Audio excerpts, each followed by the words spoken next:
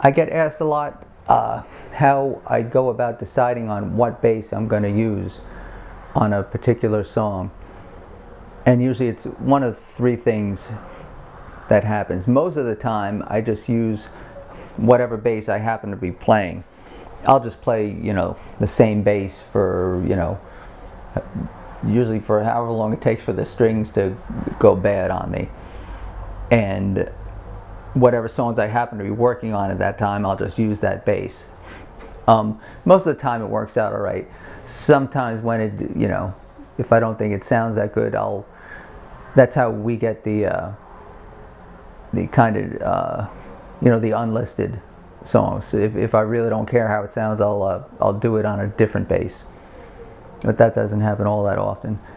The second way, is sometimes I have a couple basses I can always count on and say, that bass would work really well with that particular song.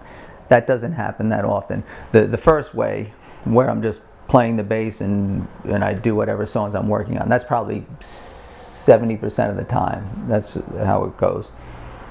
Another maybe 20% of the time is I'll have a specific bass in mind for a song. And then the last way, which doesn't happen all that often, is sometimes I'll just pick what I think is the least appropriate bass for the song, just to see what happens. And I don't do that very often, but an example of that would be like using the Rickenbacker on a Earth, Wind and Fire song, or that crazy Guild X701 bass on like Midnight Confessions. There's probably some other examples of that. So that's that.